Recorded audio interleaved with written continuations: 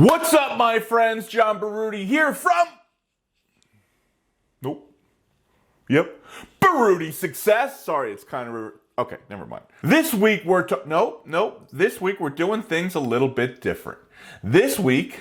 Oh, by the way, everybody's here. Sally, give a wave. Fred, Jeremiah, Carl. Stop making faces. So everybody's here this week. But this week, this time, this show...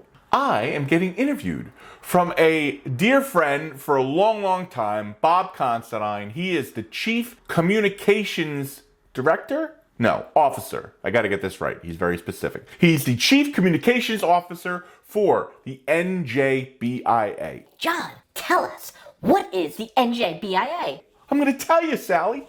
I'm telling you right now. The NJBIA is the nation's largest statewide employer association. What do? You want to know, Fred, what they do? I'll tell you.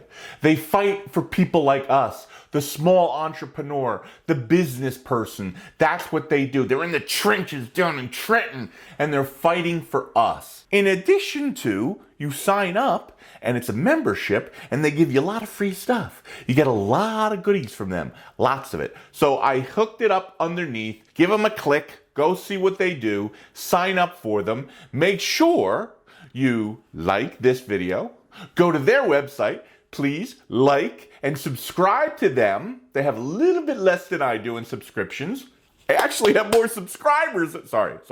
I'm excited by that. Okay? Make sure if you're not a subscriber here, you subscribe here. And here we go into the interview. I hope you like it. Don't forget to subscribe. Do it, Sally. Do it.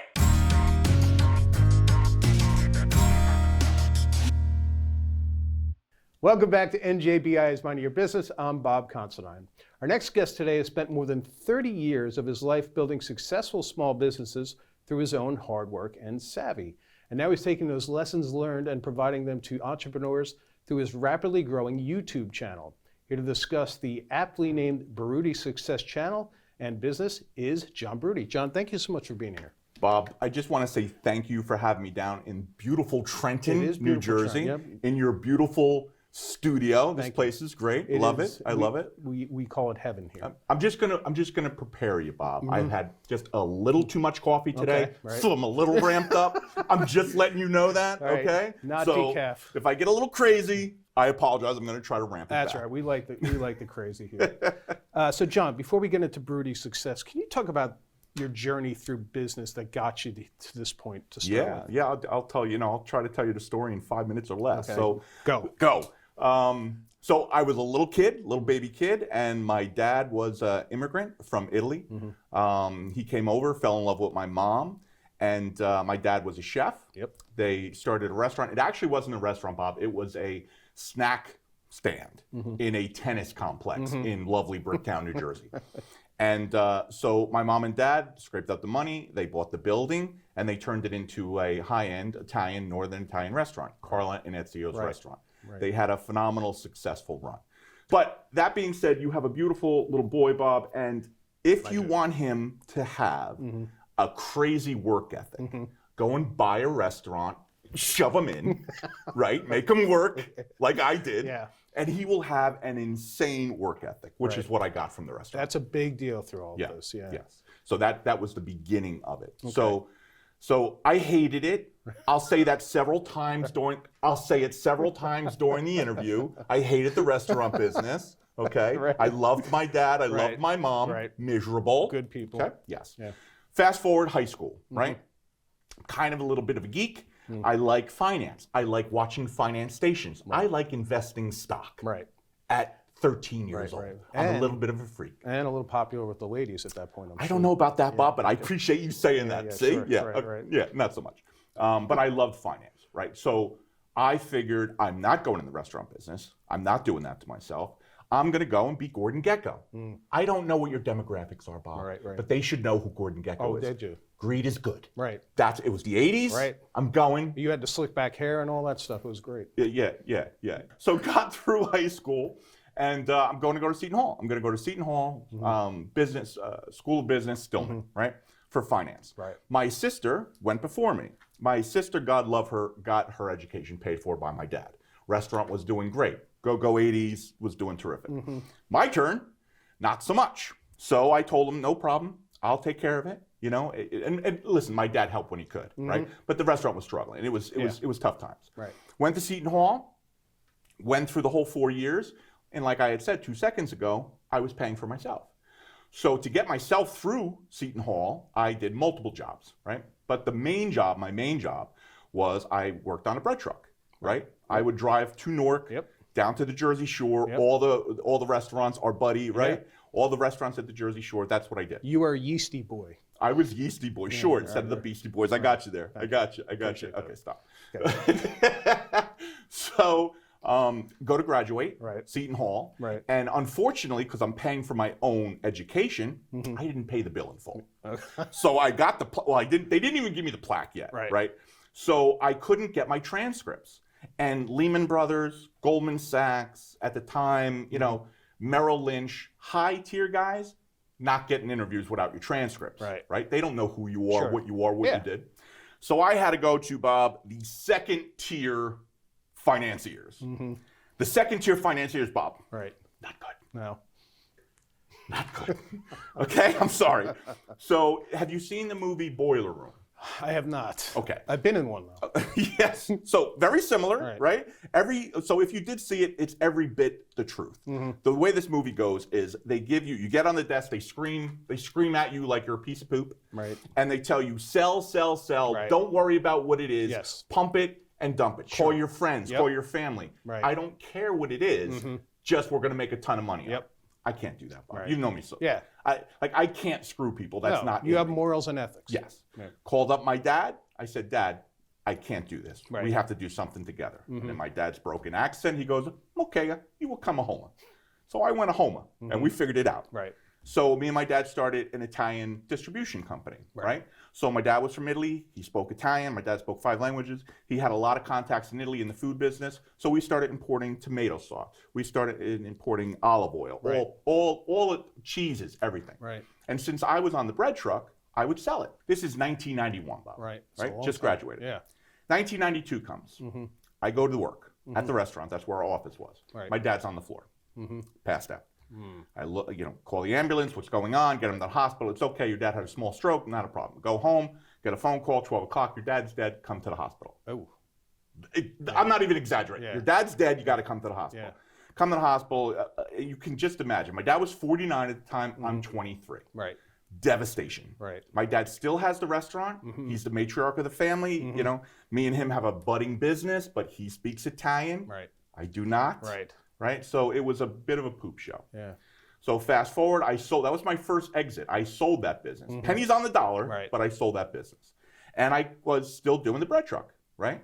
So me and my sister rallied around my mom. My mom had hundreds of thousands of dollars of debt because the restaurant was not doing well. Right. My dad was a proud man from Italy. Sure. He wasn't telling any of us how bad things were. Yeah. My mom's not going to go bankrupt. That's not going to happen on my watch. So I drive 7 days a week in the bread truck. Fast forward, my buddy that owns the bread route, goes, John, you want to buy? I'm looking to get out of half of this. Right. You want to buy half the route? I'm like, okay. Yeah. So long story short, 1 truck goes to 2, 2 trucks goes to 4, 4 trucks goes to 8, and I'm building a little bread empire. Got it. Right. We're right around late 90s, early 2000s at this time. So as we get to that time, everybody wants fancy bread, Bob. People want galleta olives in their bread. They want walnuts, pecans, all these things in their bread. I was dealing with old-fashioned Italian bakeries out of Newark. Right. They looked at me like I had 9 heads. They're like, we're not doing that. Right. Now, I remember my parents bought the building, right, the restaurant. We leased that building to another restaurant. Yep. Right. So at the same time, those restaurateurs were like, listen, we're out. We're having some problems with our partnership. I go to my mom, I'm like, listen to me. Listen, this is what I'm going to do. We're going to build a bakery, a restaurant, and a coffee house, all in the same building. Oh, go for it, right? And she looks at me and goes, okay, I trust you, but I don't know, do you know anything about baking? I'm like, I know nothing. I know nothing. Right. Long story short, we built the Harvest House. That's how it started. Harvest House and Brick? Harvest House and Brick, right. We had sold that building, so we turned it in. Several years later, the closed down the restaurant. Did I mention that I hate restaurant business? Yes, you did. Okay. Yeah. So here's a little thing for your audience. Okay. Don't do a business that you hate. Right. It won't go good. Yeah, it won't go well. Shut down the restaurant, shut down everything except for the wholesale. That Right. took off. Right. So, but briefly, once the bakery was established, you were very successful. Phenomenal. Right. Phenomenal. So successful that I bought a 20,000 square foot building in Farmingdale. We kept that building, turned it into a daycare. We had tenants that were terrific. We just sold that building. And we were off to the races. Right. Now, so I built that building. I had gotten married to my current ex-wife. Is that a thing? Current ex-wife? Yeah, I mean the terminology is weird, but challenging. right. So my ex-wife, we'll go with that. Right. And when we met, I said to her, well, what do you want to do in your life? She was working at an accounting firm. She's like, well, I want to own an ice cream store. All right. No problem. Right. We'll There you do go. that. All right. So Go on our honeymoon. Right. Come back. We build one of the shore's best ice cream stores. Right. That was in Lavallette. in Lavallette, New Jersey, Yeah, Summer sure. Suites. Okay. Yeah.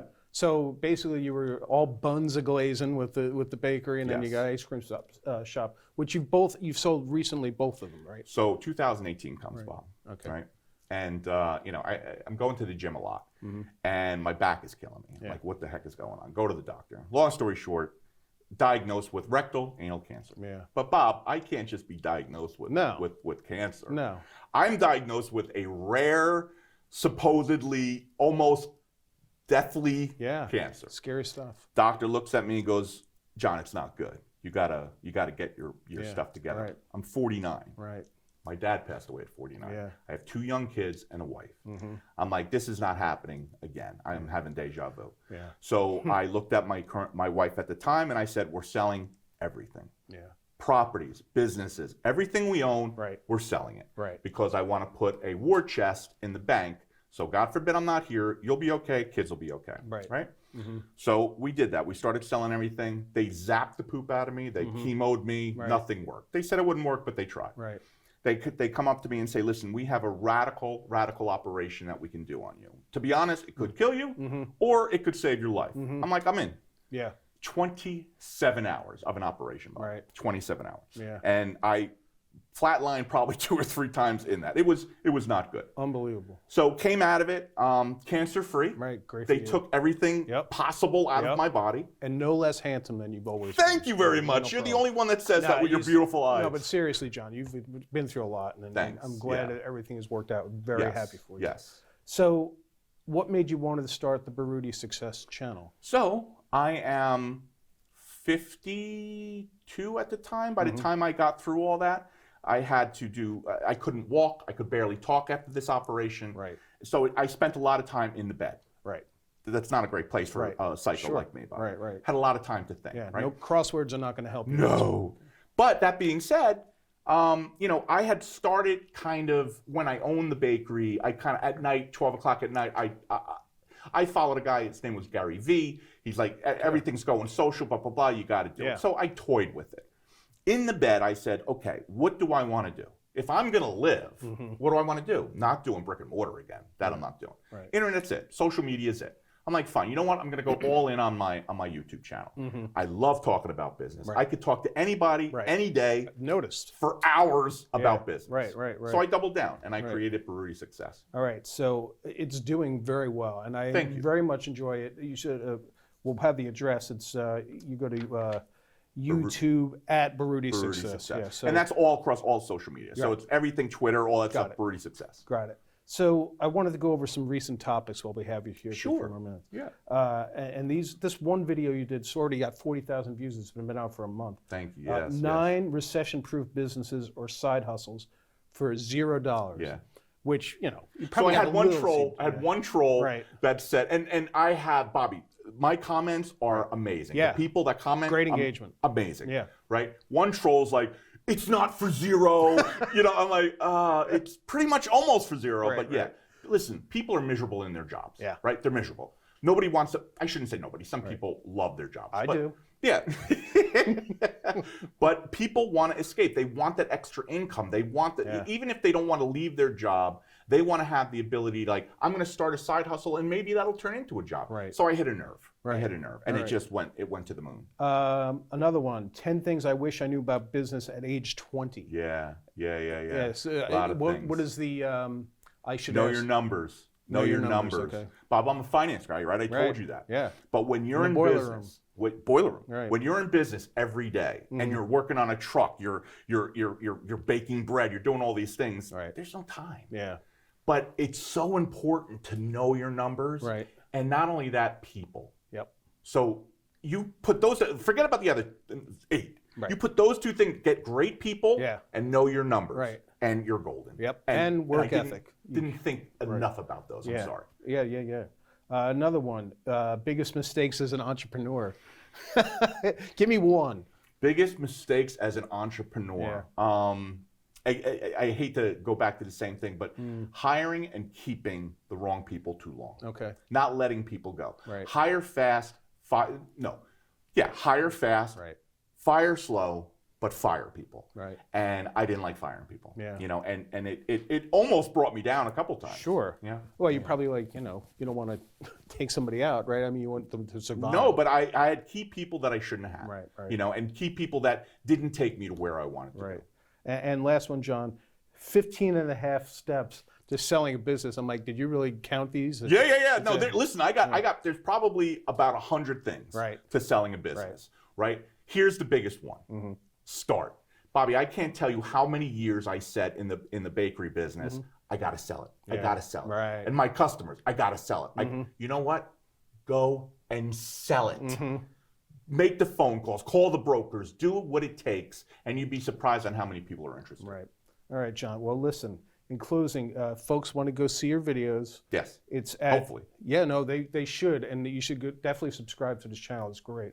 YouTube.com @BarutiSuccess, and the website, John, is thebestbizlife.com. It's my blog and website, yes. John Baruti. Bestbizlife.com. Thank you so much for being here. Bobby, thanks for sharing having your me. wisdom. Thank you very much.